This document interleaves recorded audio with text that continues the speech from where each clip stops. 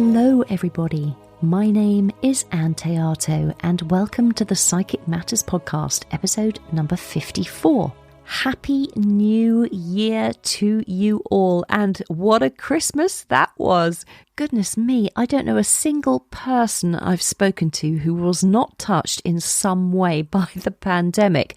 But I do hope you managed to spend at least some time with your families, if not in person, then on the telephone, or if your family are in the spirit world, then in meditation, communing with them in that way.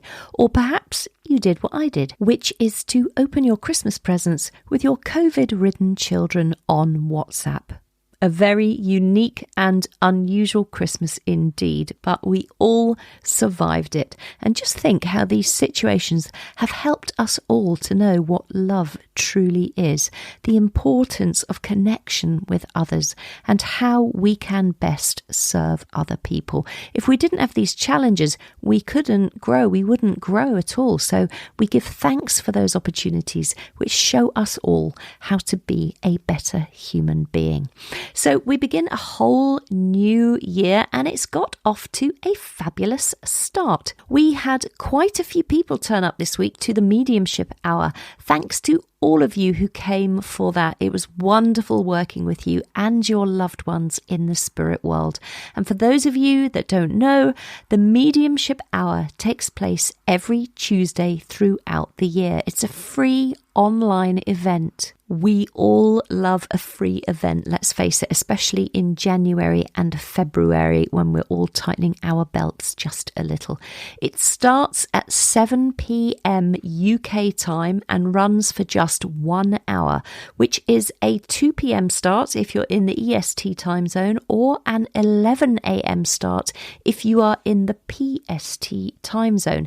And if you are in the Melbourne area of Australia, it's a bit of an early start for you guys, but it's doable. 6 a.m. to 7 a.m. I mean, what a great way to start your day with coffee and mediumship. I demonstrate each Tuesday with two other amazing mediums, either Leslie Malone or Tyrone Cusack, and we do about 25 minutes of mediumship each, and then if there's time at the end, we do what we call a double link, where two of us will tune into the one spirit communicator, and sometimes if there are three of us working on platform, we will do a triple link, which is always amazing as well. If you'd like to join us, please do go over to my website, anneteato.com, ANNTHEATO.com, and look under events, and you can pick up the Zoom link from there. And as I say, it's a free event and everyone is welcome from across the globe. We'd love to see you. On to this week's podcast. My guest this week is psychic medium and published author Kerry Alderuccio.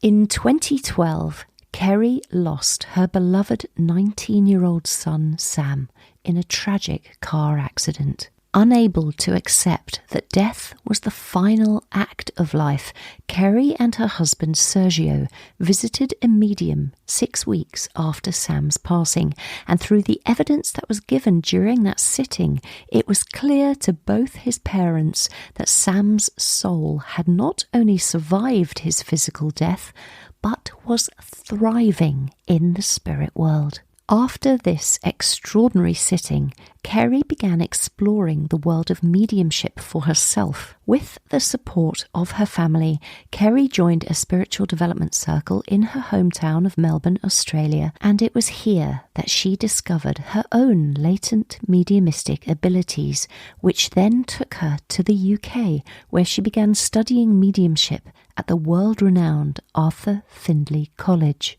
In this podcast episode, Kerry tells her story, questioning why mediumship is universally misunderstood and why its healing powers are often overlooked. She has written 2 incredible books.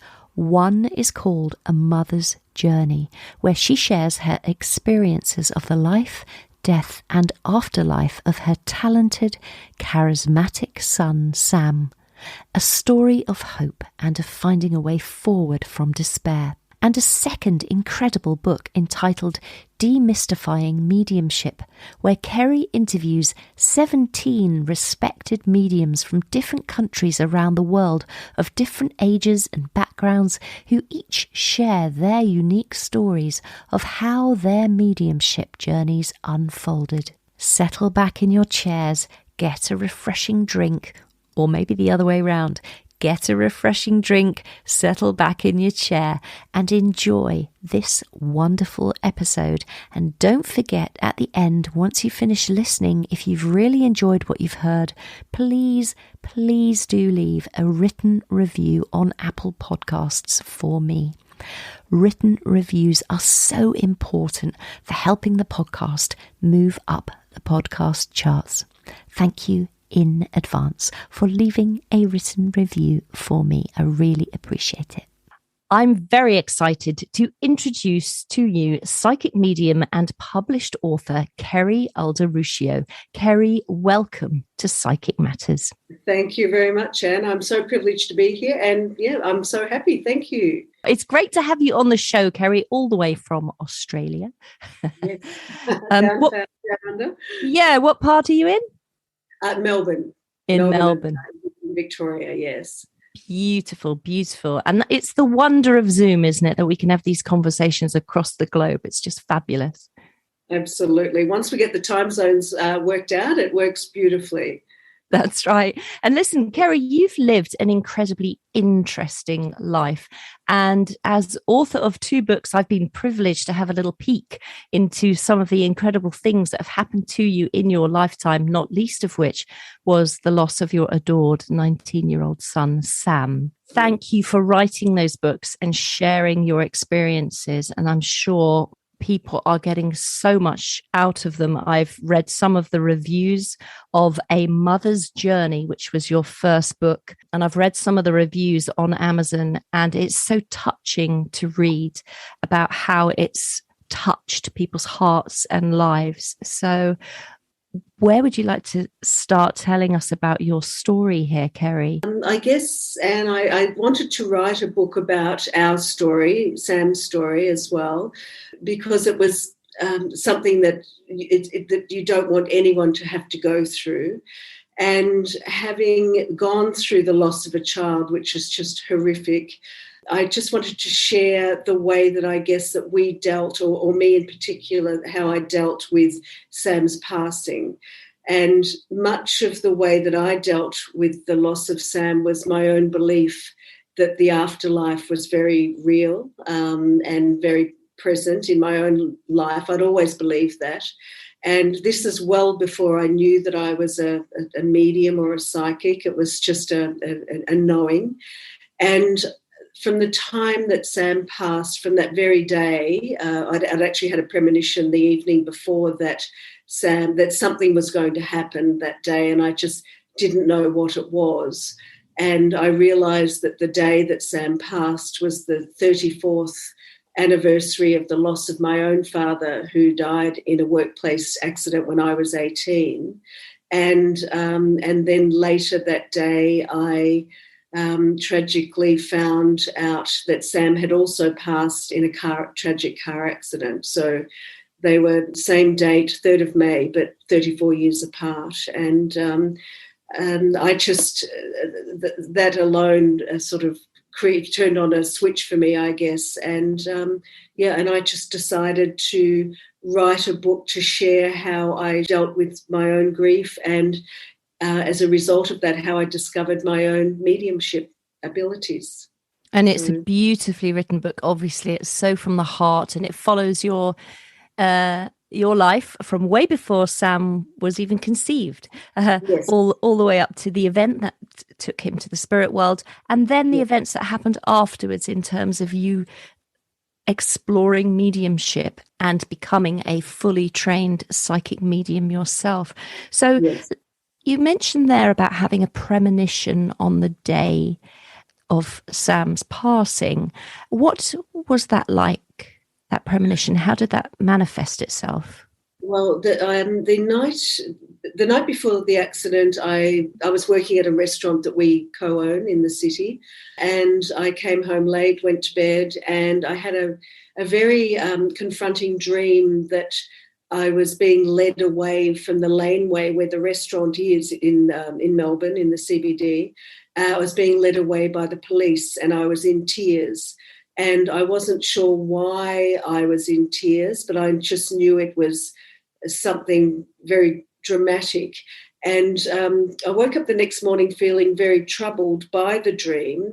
And then I put it down to, I realised what the date was. And I thought, oh, that's because it's Dad's anniversary. And because my dad died in a workplace accident, I was also told, the dreadful news by the police. And so I kind of put that connection down. But what it did make me do, as I was heading back into the restaurant at lunchtime that day, I phoned Sam, who had been staying at a friend's place that night, and we chatted, and he was telling me his plans for the day, and it was a lovely conversation, which we ended with, love you, which we always did. And an hour and a half later, he wasn't here in this world anymore. So that's how it happened, yeah. It's a most extraordinary story to have that premonition first, and then for those events to unfold in the way that they did. But how beautiful, I found that very beautiful, that you and Sam managed to have this wonderful conversation before he passes to spirit. Yes, and it just felt like something I needed to, I need to ring him like right now. And what I know now about intuition and psychic abilities, etc., I just know that was my own soul telling me you need to contact him right now. Yeah, and I did. And so what happened then, Kerry? Are you able to tell us about the accident itself? Yes, I can. I went to work as normal. It was a dreadful, wet, cold, rainy day in May, which is obviously our winter. And my brother-in-law actually rang me later after the lunch service, so at about 2:30 or something, to say, just to ask me, is everything all right? And I'm like, yes. And what was weird, he was ringing from America, where he and his wife Nadine were on holidays, and Robert, my brother-in-law, said, look, the police have rung me because they're trying to get onto you guys. They'd been around to our house and they had left their car at our house, so they traced Robert through the registration number. And Rob said, look, here's a number, you better ring them, and hopefully everything's okay. And I rang the number, and then I was sort of sent around, passed on. And one of the policemen said, oh, have you heard something on the media about the accident or something? And I'm like, no. What? And he's like, oh. And then I finally was put on to someone who wouldn't give me any information at all, and they just wanted to know where they could find me, and they needed to see me in person. And I knew then that something terrible had happened, because, if it wasn't a passing, they would have just given me information. And sure enough, my husband Sergio, he had a call as well. He was brought to the laneway by a friend. Our daughter Carla was also, brought to the laneway where the restaurant is by another friend. And the police arrived and took us upstairs and gave us the hideous news. Yeah, so it's it's something you just don't want any parent or anyone to go through. Yeah. Yeah, I'm just listening to you tell that story. I can almost see those events unfolding in my mind's eye, and my heart constricts and I feel cold inside, because it's every parent, every person's nightmare, isn't it, for a series of events like this to unfold in their life? Absolutely. Yeah, it is. It is, truly. And the police were amazing, in what they did and how they did it. Yeah, so, hats off to them, really. Yeah, to hold you in that as gentle a space they could under those circumstances. Yeah. Okay. And so, as I understand it from your beautifully written book, Sam was in a car with two other young people, and all three of them passed at the same time through an impact. Correct. And so that must have been very, very difficult for all of those families. Did you all come together, all of those families, to help each other? We did. Yes, we did. And we didn't know one of the families, and we knew one, but not the other. And we did all come together. And for the first anniversary of the boys' passing, we actually had a huge, when I say huge, a sort of a large picnic, private picnic for about 100 people just down the road from the site, and we all released a balloon and planted a new tree where the other one had been removed. Yeah, that was a beautiful thing to do, and wonderful that the whole community has come together, because everybody was in shock, obviously. Yes. But everybody pulled together, came together and celebrated those three young people, which is a really beautiful thing.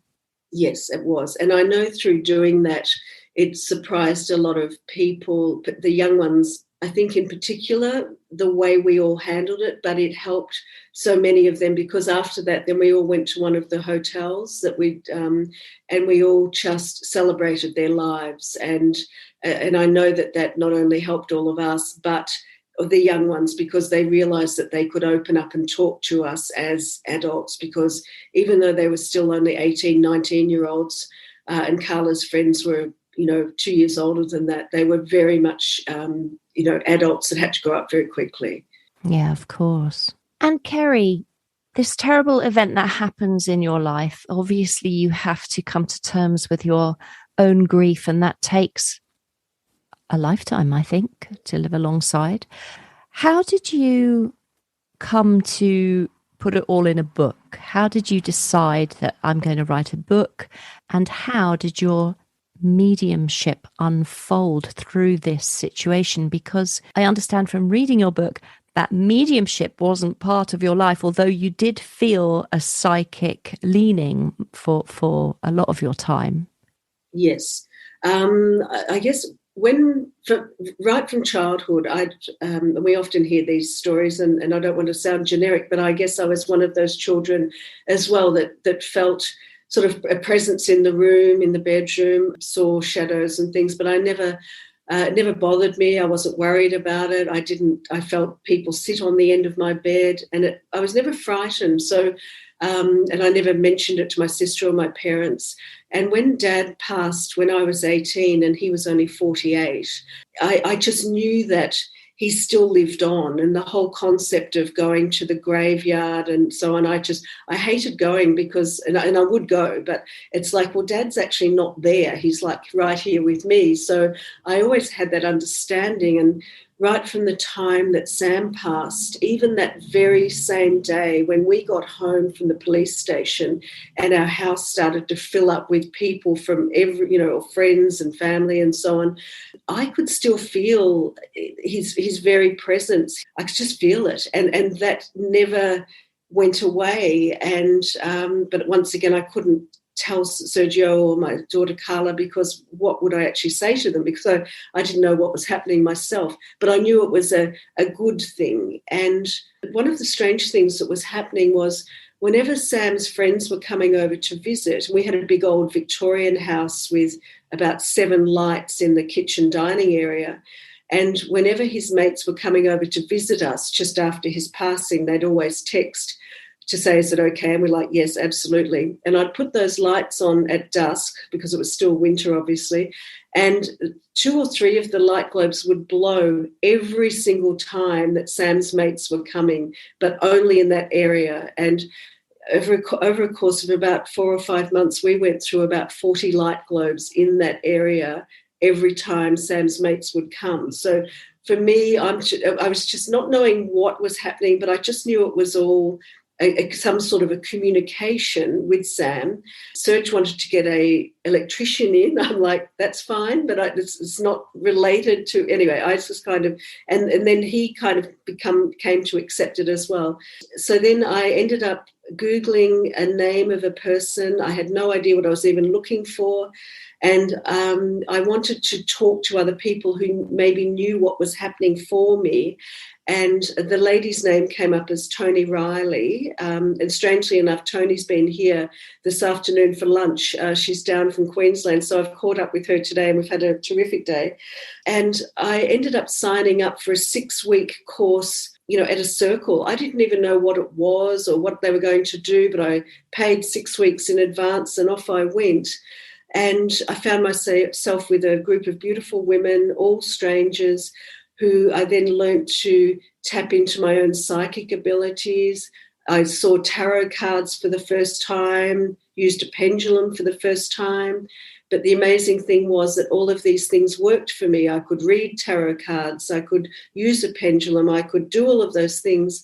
And I remember after about I'd been there about 6 months, and I said to Tony, you're a medium, because I knew there was a difference, but I wasn't really sure. And she said that, I said, how did you find out about mediumship? And she said, Arthur Findlay College. And I said, where's that? And she said, England. And I just knew that I was going to go there as well. But just backing up from that, 6 weeks after Sam's passing, I decided to go and see a medium because my sister-in-law had been to see one. And I had no idea what they actually did or what would transpire. And I wanted to have my own medium. I didn't want to go to where she'd gone. Something just told me intuitively to go to someone new, someone unknown. And I made an appointment, found a lady, on Google. And my husband, Sergio, was a bit skeptical. And he said, can I come with you? I said, absolutely. And the medium just knew my first name as Kerry. And I just rang her back, said, look, my husband come. No names were mentioned. And off we went. And before we went to the mediumship reading, we'd been to a grief counselling session that morning that the Traffic Accident Commission here have, which the lady was beautiful, but I absolutely hated the session because it was just all about moving on with your life and dealing with grief, but there was no mention of the spirit world or afterlife or the fact that they live on. And I just found that so horrendous. And I just sobbed through the whole thing and I couldn't wait to leave. And when we got to the medium, I'd already spoken to Sam that morning, as I do every day. And I explained to him, Dad and I are off to see a medium, have no idea what she's going to do. But I said, can you please be there and communicate with us? And I remember even giving him her physical address, such and such a number, this street, this suburb. Sounds ridiculous now that I know how mediumship works, but we arrived and this wonderful, suburban-looking middle-aged lady was there. And we sat down and her opening words were, she said, there's been a spirit waiting here all morning, which never happens.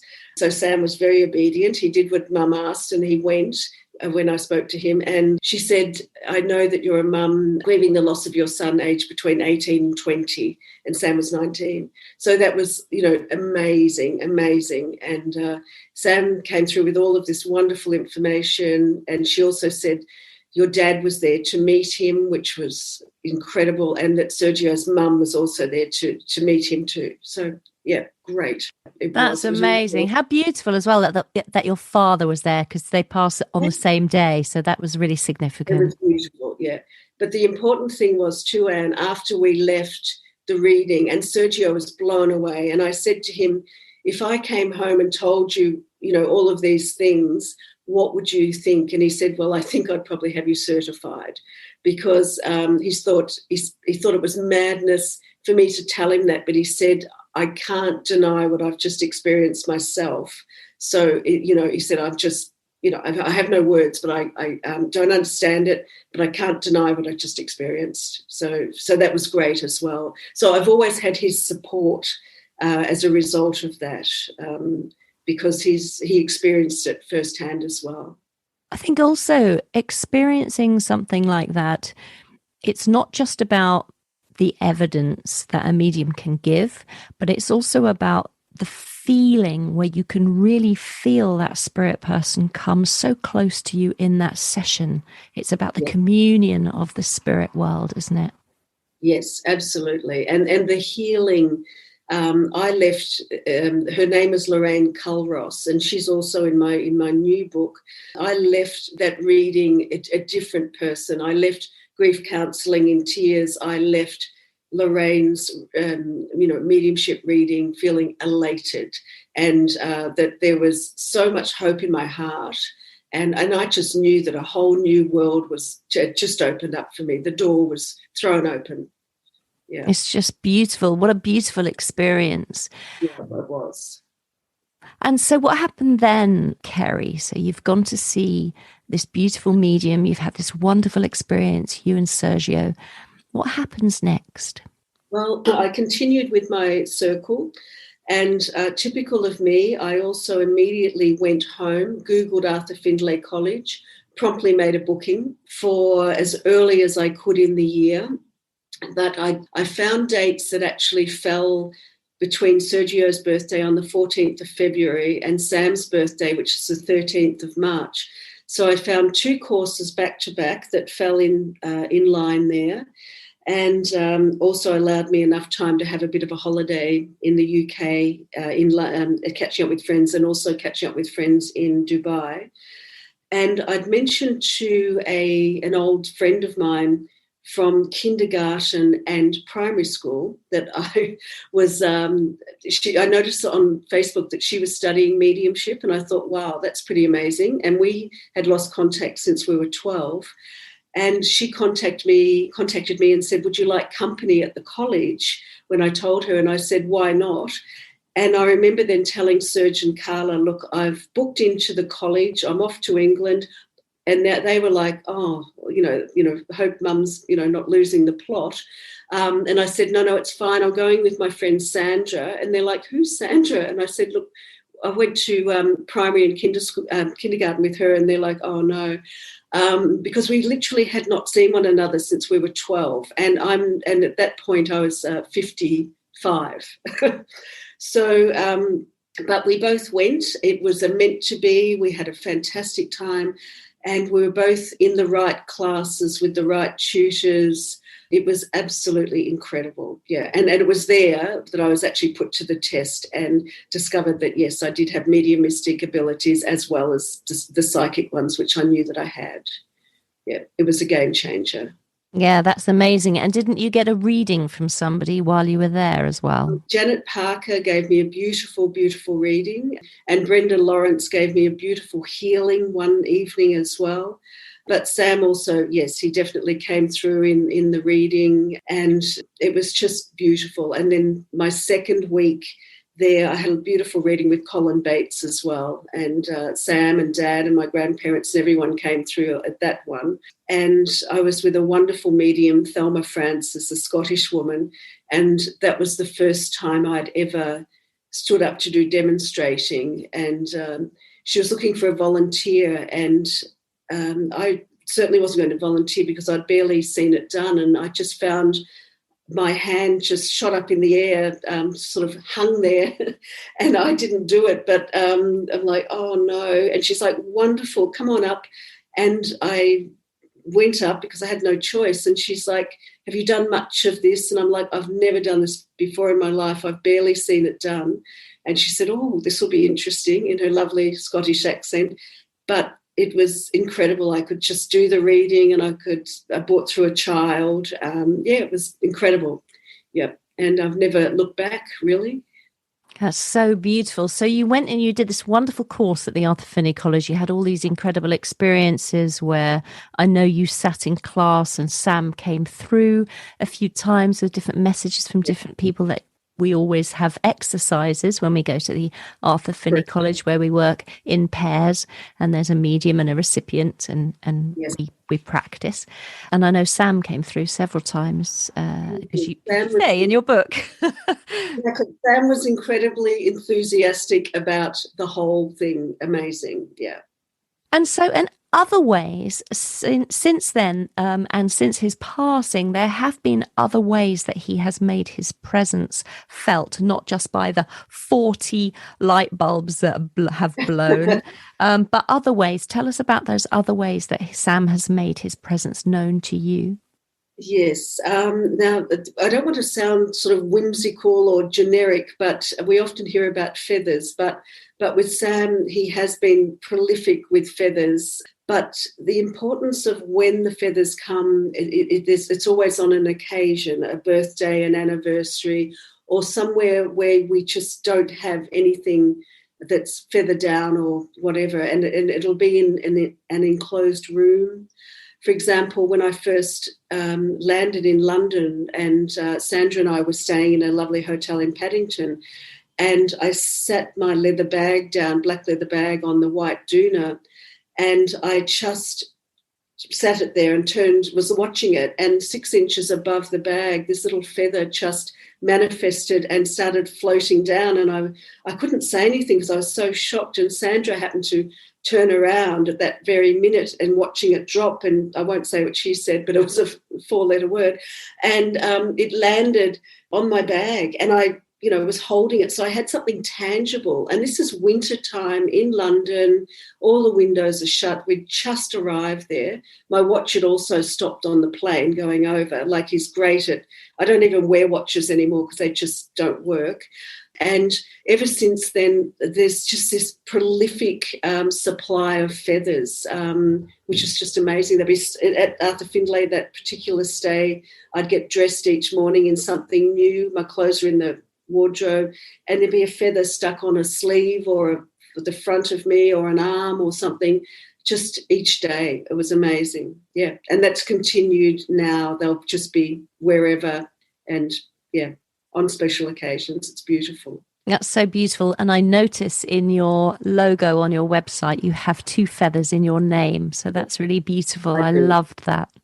Yeah, I do. Yeah, it's quite symbolic, I think, of Sam and for a lot of people, but certainly for us. And Sergio now gets them as well, and he now recognises them for what they are. They might be on his desk or by his desk, but even not his desk at home, his desk at his office, like just incredible places. Yeah. Amazing. And talk to me about Carla, your beautiful daughter and Sam's sister. What about Carla? Has she sensed Sam since he's passed? Does she have any feeling that he's around her as well?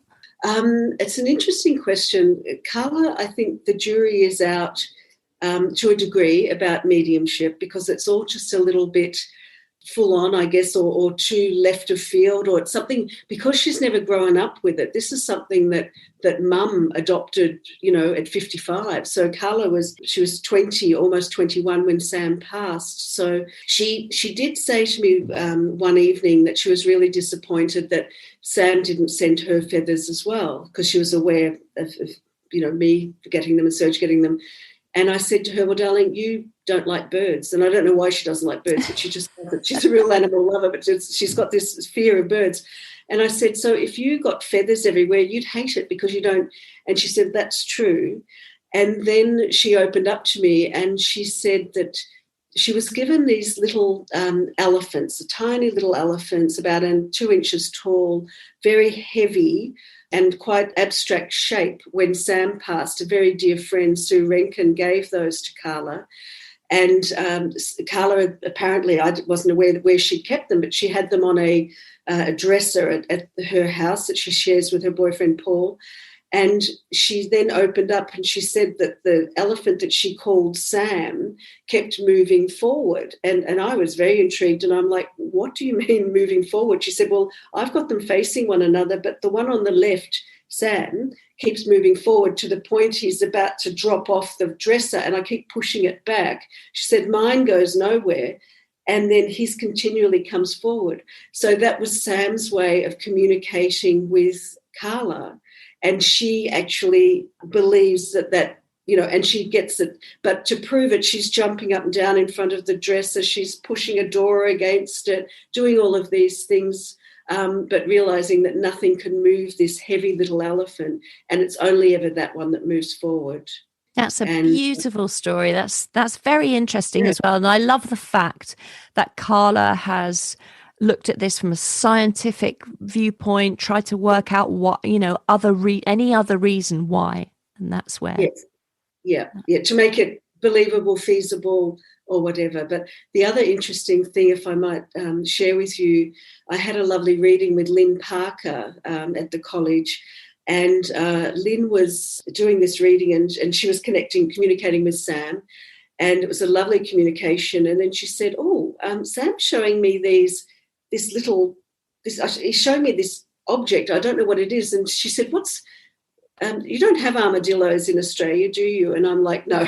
She said, but she said, it's really hard, like a shell, like an armadillo. And she said, what does a wombat look like? And I said, well, they're really solid, but they're furry. She's like, no, it hasn't got fur, but it's really solid. And she could see this image, but she couldn't work it out. And she said, look, I won't dwell there. I'll keep moving with the reading. And then it was only about a week later when I got back from England that Carla shared her story. And I took a photo of the little abstract elephant and I sent it to Lynn and I said, is this what you were seeing, because it was very abstract? She said, yes, that's the image. So that's what she was getting from Sam. And that was Sam trying to get to me, like that's what I'm doing for Carla. But it all came together about a week later. Oh, that's beautiful. That's such a great story. That's really lovely. Lynn was rapt as well because she could not make out what this thing was. And great for her to then learn it was actually the abstract elephant. Yeah, that's fantastic. Because sometimes as mediums, we do get this information and the recipient can't take it or don't understand it. And it is great to have that validated. Absolutely. Yes, it is. Yeah. And Sam has come to you in the dream state. Tell me about that. Yes, a number of times. The first dream was we were just having dinner and it was all very normal and the four of us were around the table and it just felt so natural that Sam was there. But the incredible thing was Sam was wearing a T-shirt and it had the infinity symbol on it, the forever symbol. And then the dream sort of finished. After not long, there wasn't a lot of talking or anything. It was just very much, I believe, him coming through to show his presence with the infinity symbol of I'm here forever. I haven't gone anywhere. And that really showed me the next morning when I woke up. It was a true memory because, and I can still remember it so clearly today, whereas with dreams, they can be so fantastic, but you can't actually remember what happened or explain them to anyone. But that particular dream I can. And there's been others as well where he'll just appear and he's just a part, wanting to show he's a part of our life very much, which is beautiful. Yeah, that's beautiful. It is. And when our loved ones come to us in a dream state, I think those dreams can linger with us for a very long time because they move you so much. They do, yeah. And I believe they are actual then memories, and that's why we remember them differently. Yeah. And so you've put all of this experience that you've had, it's a beautiful tribute to Sam, your book. It's a beautiful tribute to you as a mother, not just to Sam, but to Carla and as a wife to Sergio and as a member of your community. Everybody's in here in this book. It's called A Mother's Journey, a story of everlasting love and evidence of life after death. Where can people buy this book, Kerry? That book is available on my website, which is www.kerry, which is Kerry, Alderuccio, ALDERUCCIO.com. It's also, A Mother's Journey is also available on Amazon. It's widely available in independent bookstores all over America. It's also with W.H. Smith in the UK? Yep. Yes, okay. That's and right. Waterstones and Blackwell's. It's also with Walmart in America, Barnes and Noble. But the best website in America to go for the independent bookstores is indiebound.org. Or also in the UK, you can buy it at Arthur Findlay College as well as at the other places that I mentioned. Yeah. Gosh, I didn't think you'd ever have your book on the shelf at the Arthur Findlay College. Yeah, it's that I've sold a lot of books there, yeah, which is wonderful. And I'm so grateful that they allowed me to do that, yeah. Yeah, that's beautiful. All of the links that you've just mentioned will be in the transcript of this podcast, and I will put them under a separate section on the show notes on my website, so people can go there and pick up all the information, and they will be led to your books where they are for sale. But your book, A Mother's Journey, Kerry, is just such a beautiful story to help people with their own personal grief. Do you want to just say a little bit about it and how you feel it might help those who read it? Yes, it was very much written as a book of hope, because after Sam passed, I tried to buy books that actually gave me hope, but I couldn't find anything. They just didn't seem to exist. Everything was about dealing with grief and the fact that they've gone and move on, and, you know, and that wasn't in my belief structure at all. So that's why I wrote it, because I wanted to give other parents hope and other people hope that life is eternal. And if we maybe change the way that we think about a passing, and when that we don't dismiss all of those wonderful little what ifs, did I just see something, hear something, feel something? It just to give people hope that their own loved ones may be trying to connect with them, which indeed I know that they are, and just to give them an understanding that they will reunite with their loved ones later on, and that just keep talking to them, just keep including them, celebrate their birthdays, celebrate their lives, don't, not talk about them. And I've heard so many stories with people that they just stop talking about that person, and it's almost like they don't exist. I mean, I still, if anyone has known Sam well, on every birthday card, Christmas card or whatever, I do love, Kerry, Sergio, Carla and Sam too, because he's a part of our family and always will be. If they've never met him, I don't do that because that would be a little strange. But definitely A Mother's Journey is a book of hope. And I've had so many random strangers contact me telling me that they were sent it or they bought it, and how much it's changed their way of thinking and their ability to now cope. And particularly when they've been receiving, whether it be feathers or butterflies, coins, all of these things that sound so whimsical and generic, but they are real. They now look at those things in a different light. And I feel great that I've actually been able to do that. Yeah, you should feel great. You should feel amazing. I mean, it's a horrible experience that it's a tragic and terrible experience that you've gone through losing your son. But by going through that and understanding it and working out how mediumship works and exploring that whole journey, you have, and Sam, both of you together, have helped so many people in the world and will continue to do so by those words that you've written, by that support that book gives to people. Yes, yeah. And that makes, I regard it very much as our book. Yeah. Yeah, it's beautiful. It's really beautiful. And not only that, you didn't just stop there, Kerry, did you? Because you've gone on to write a second book called Demystifying Mediumship, What Makes a Medium. Tell us, Kerry, about this second book that you've written. And it's just come out, hasn't it? It hasn't been out too long, this one. Yeah, it's brand new. It came out on the 1st of November. When COVID first hit, the worldwide, so last April, I knew that I needed a project because I couldn't have my be doing normal readings here at home like I normally do, and I just knew that I needed something for the long haul.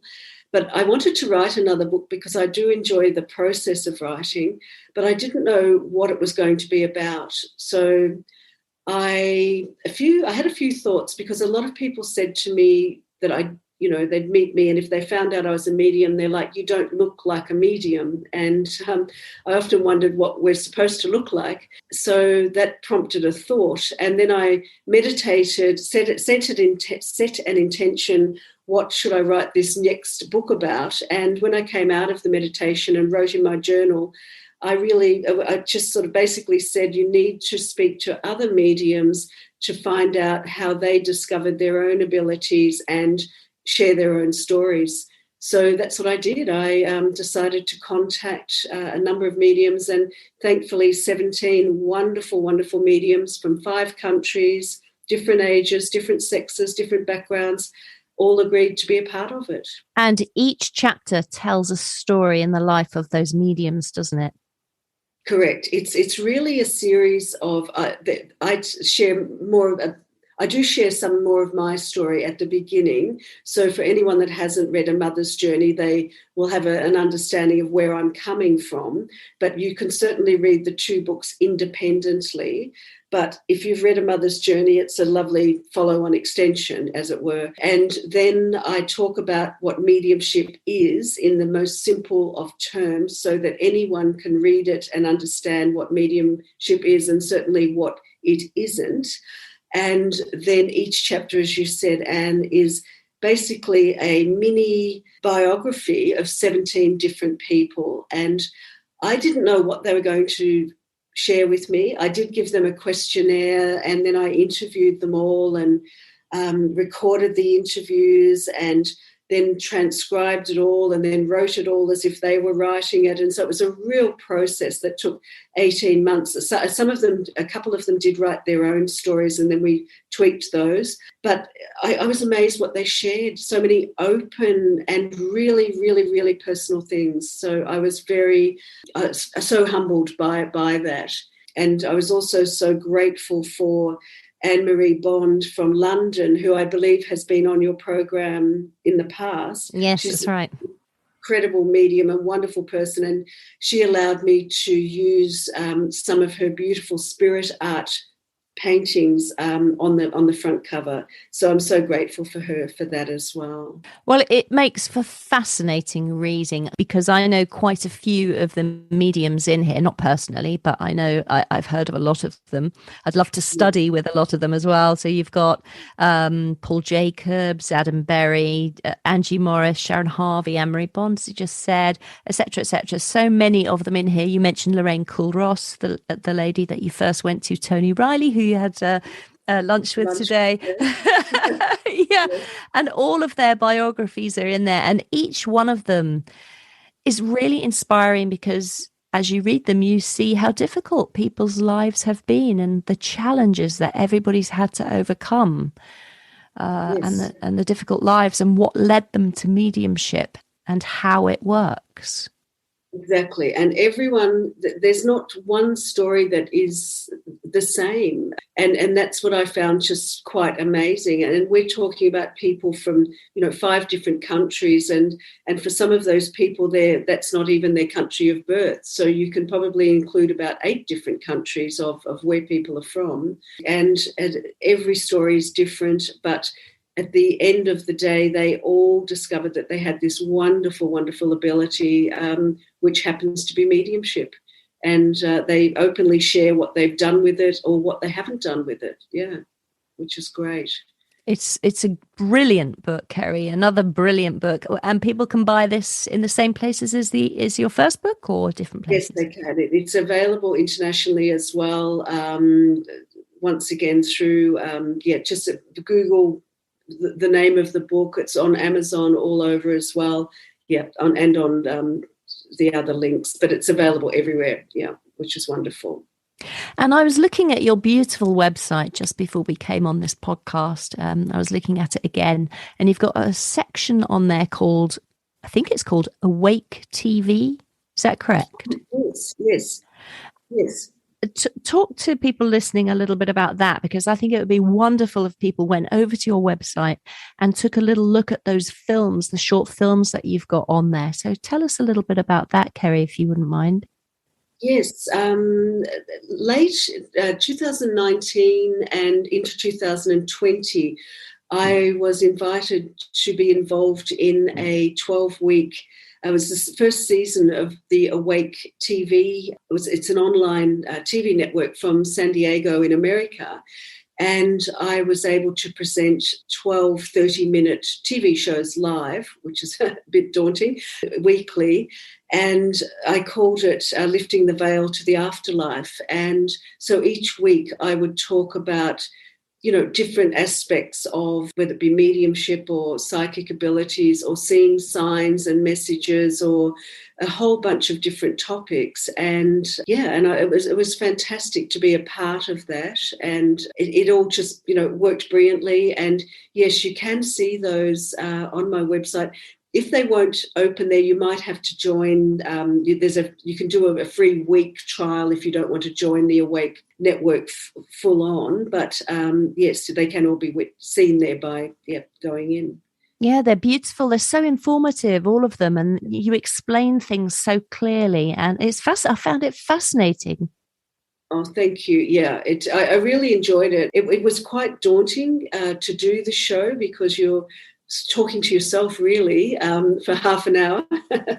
But the feedback was fantastic. So I was rapt. So yeah, thank you. Yeah, it's brilliant. I highly recommend everybody goes over there. So what is your website, Kerry? It's www.kerry, Kerry, Alderuccio, which is ALDERUCCIO.com. Thanks, Kerry.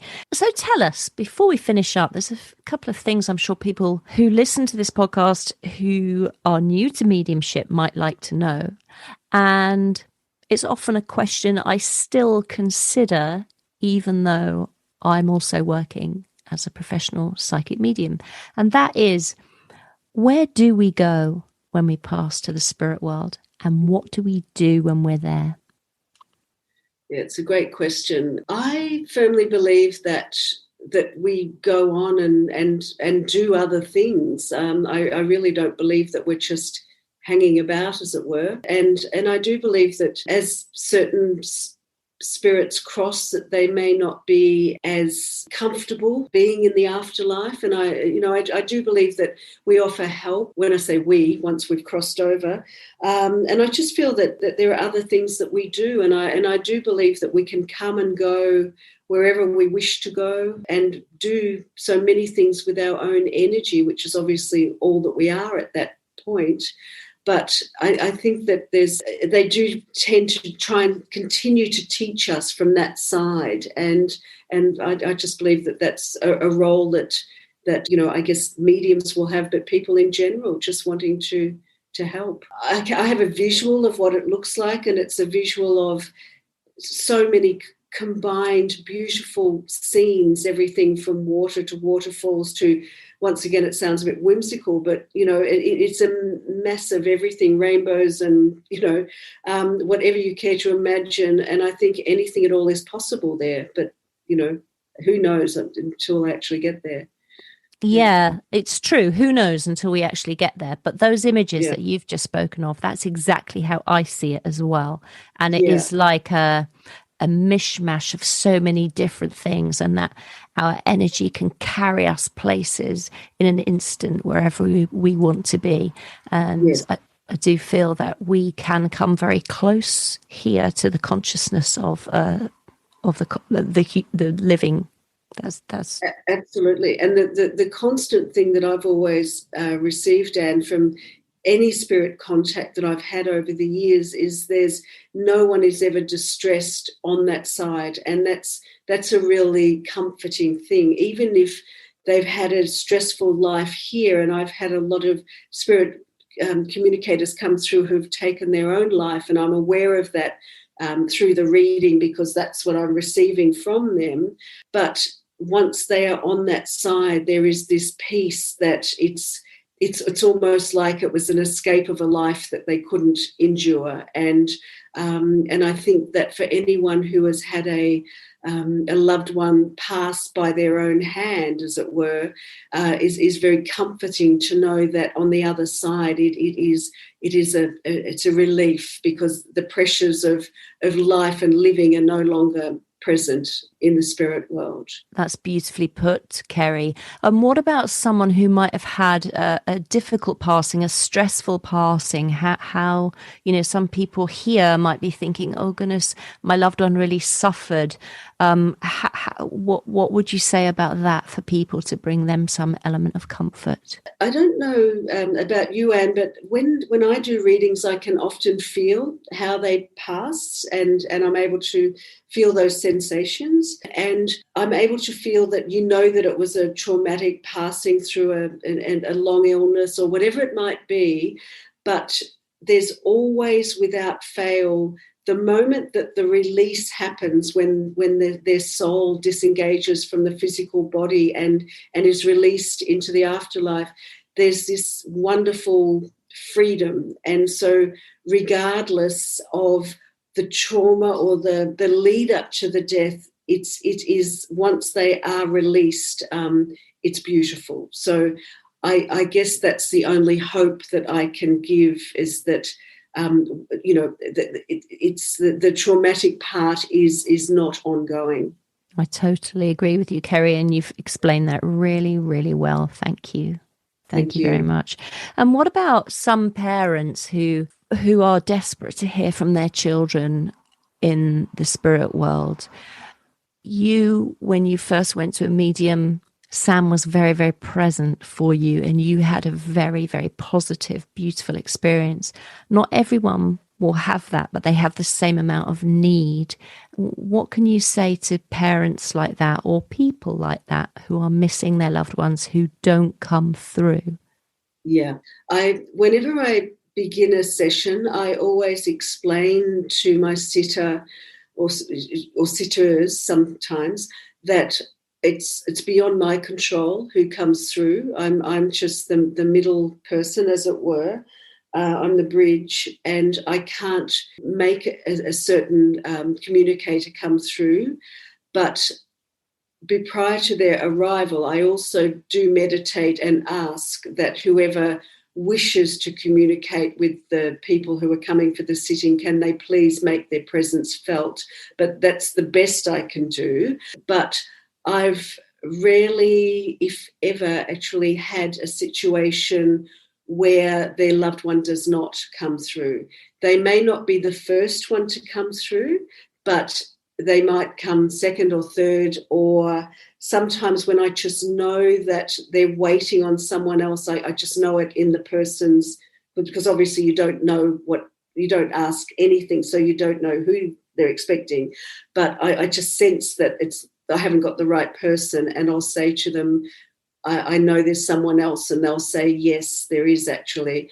And then I'll just say, look, can I just have a first name if nothing's happening? And they'll give me a first name, and then usually it's like, bang, there they are. And then you can then go on and understand what the relationship was in life, and then the evidence starts to flow.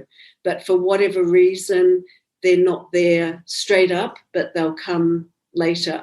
I don't know whether they've never come through before, maybe, and I'm sure it's difficult for the spirit world too when they do their first contact. It doesn't, they'd be just as perplexed as the sitter in many ways, and I think we forget that.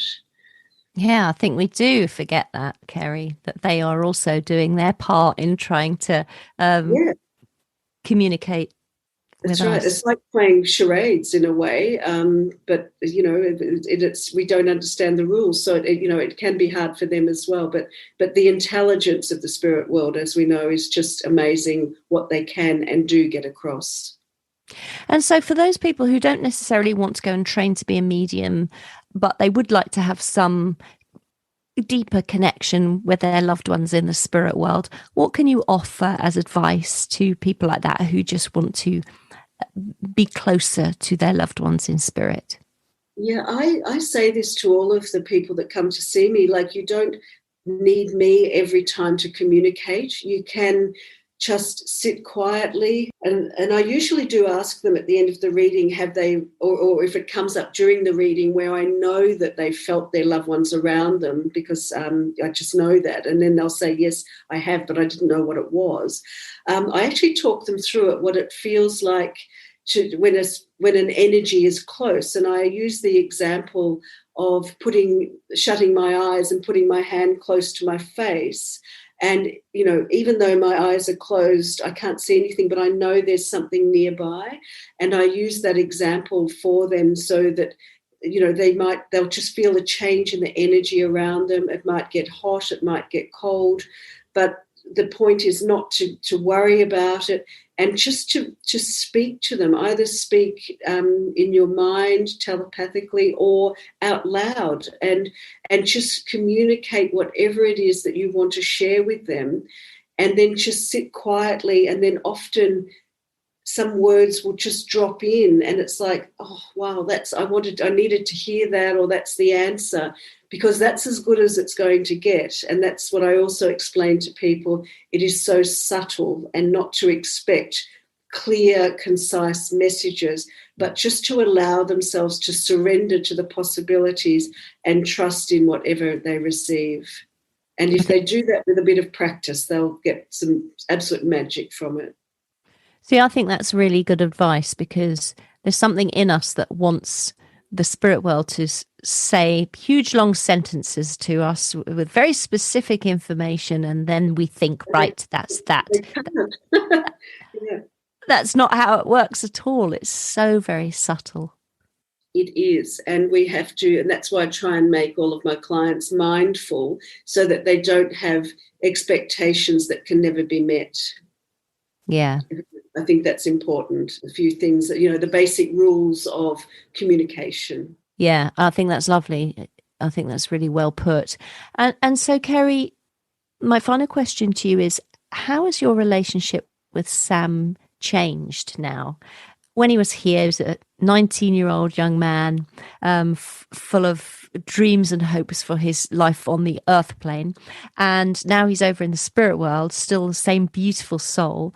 But your relationship with him has obviously changed in the way that you communicate. My father's in the spirit world. When my father was here on earth, we got on very well. He was a lovely father, but there were things, it was difficult at times. He didn't know so much about me. And I feel him very close from the spirit world. My relationship with my father has changed enormously since he's been in the spirit world, in that we're very, very close. I can tell him things. I sense his presence around all the time. I talk to him. And so I put it to you, how has your relationship with Sam changed?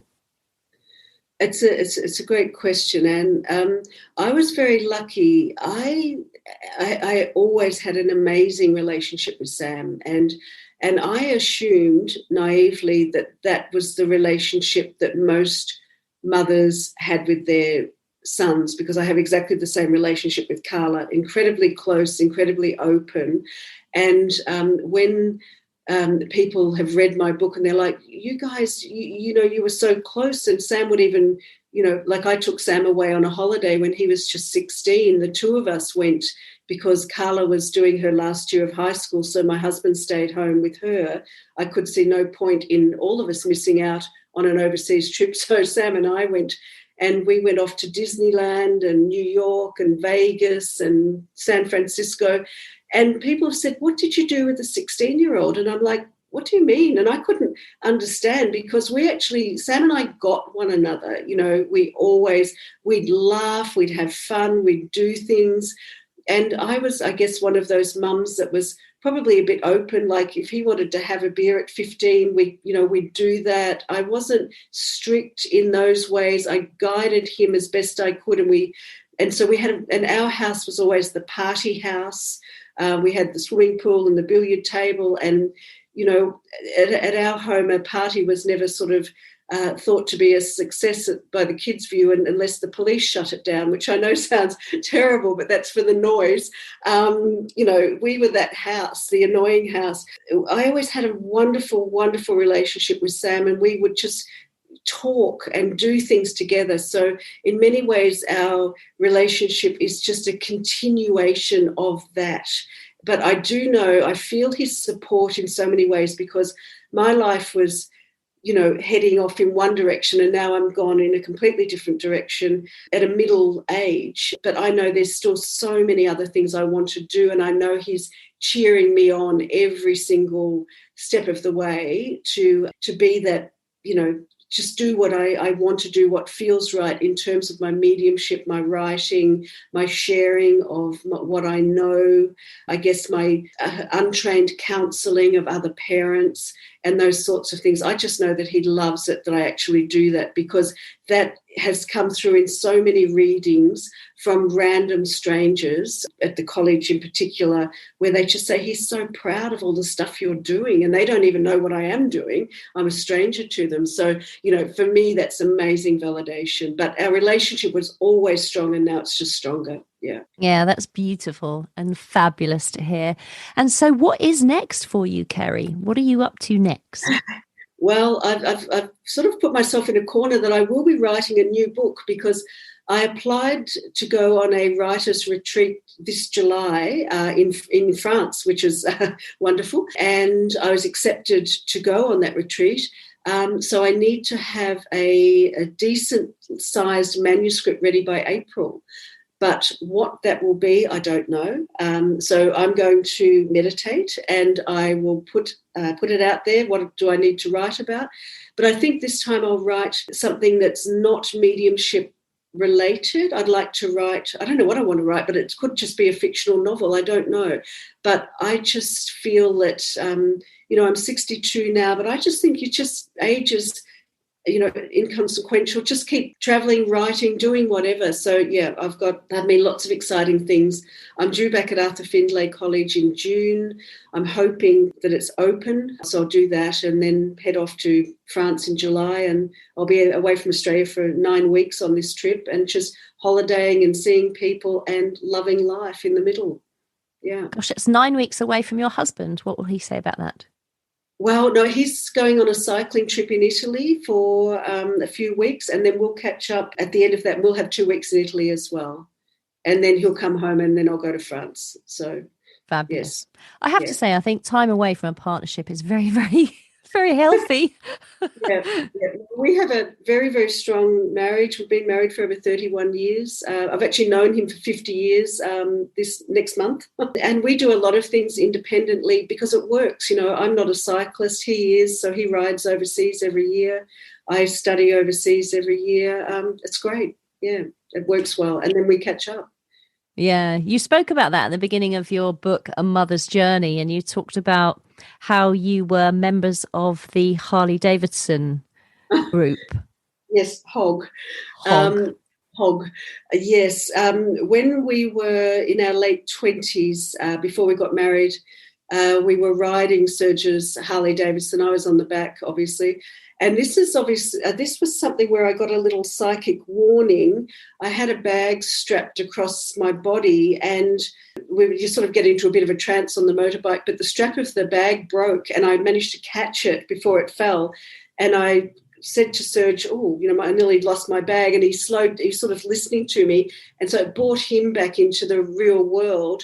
And 5 seconds later, we see a car ahead of us turning, and then he panicked and stopped in the middle of the road. And Serge just managed to get the motorbike around the back of the car. That was a farm ute, actually. But our left legs didn't make it, and they both went snap, snap on the way past. And we both had really bad leg injuries. I had a compound fracture of the femur, so my bone was through my jeans. Serge had a broken hip, broken lower leg, and I was choppered away in a police ambulance and so on. So we've both had 8 operations between us, and my leg was all plated, and Serge then got gangrene on his leg. And anyway, a long story, but we're fine now. We get around. We've got great scars, great party stories. But so we survived it. But I honestly believe the breaking of that bag was a warning from my guides or whoever. You need to be present here. Something's going to happen. And sure enough, it did. Yeah. Yeah, goodness. And you explain that in the book. That whole story is in the book. And I found that really fascinating because you had to go through so much, both of you, to recover from those injuries. It was extraordinary. Years of surgery and So you said that you were under the Harley Davidson protecting the paintwork as you skid along the bitumen. I did. Yeah, what a woman.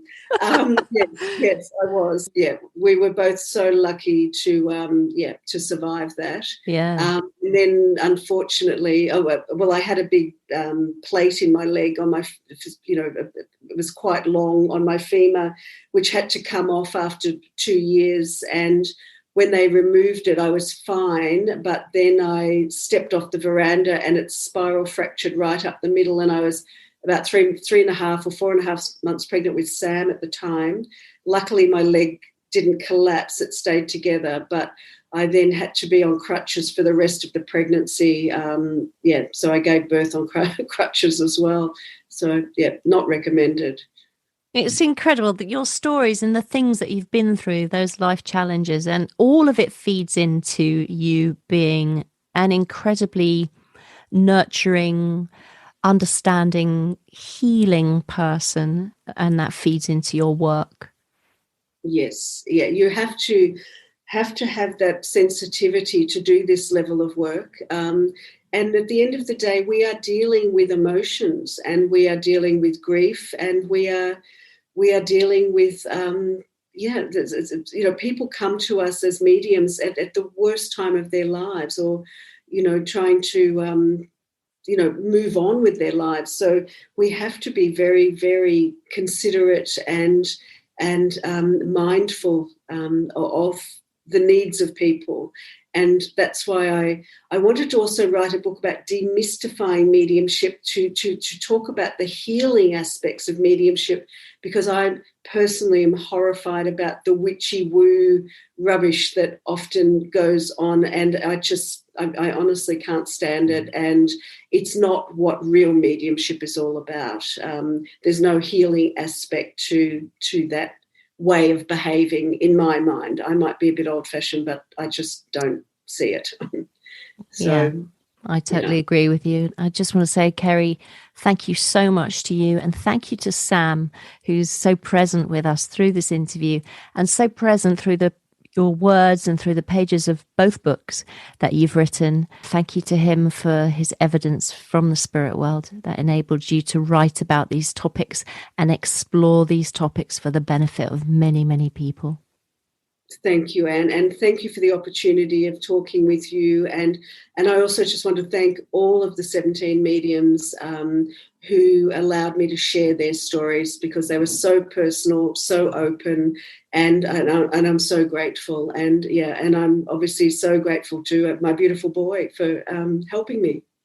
Yeah, and I'm very grateful also to Sergio and Carla for being incredibly supportive, because I know a lot of partners and children aren't. They just don't understand what, I'm a different person now in many ways. I'm still the same old Kerry and others, but they, didn't sign up for me to become a medium or an author for that matter either, but they've both been incredibly supportive. So I'm very grateful. Thank you so much for joining us, Kerry Alderuccio. Thank you, Anne. Pleasure. Kerry Alderuccio there, everybody. Please do go and buy her 2 books. They are incredible. A Mother's Journey, a story of everlasting love and evidence of life after death. And also she's written Demystifying Mediumship, What Makes a Medium. And there are 17, as you've heard in the interview, there are 17 mediums here with a mini biography of each one who has contributed to this book and spoke about the life that they have led and what has led them to mediumship.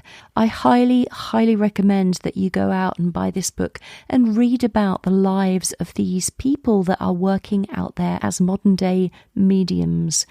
These are the 17 people who have shared their lives with you in this book. Paul Jacobs, Biagio Tropiano, Pamela Pollington, Christelle Rosenkild Christensen, Tony Riley, Lorraine Kulross, Simone Salmon, Florence King, Andrew Manship, Adam Berry, Lynn Parker, Jeffrey Peck, Angie Morris, Sharon Harvey, Anne-Marie Bond, Deborah Chalmers, and Andre Ingratia. Demystifying Mediumship, What Makes a Medium.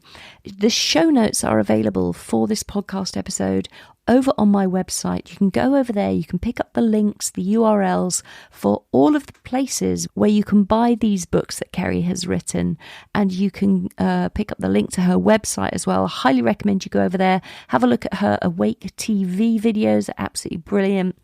Thank you so much for joining me this week on Psychic Matters. It's been wonderful talking to Kerry. It's been fabulous having you all as listeners. Don't forget to leave, if you possibly can, a written review for this podcast on Apple Podcasts. That would be hugely, hugely appreciated and would help move the podcast up the podcast charts. I wish you a wonderful couple of weeks. My name is Anne Teato, and thank you for listening to Psychic Matters.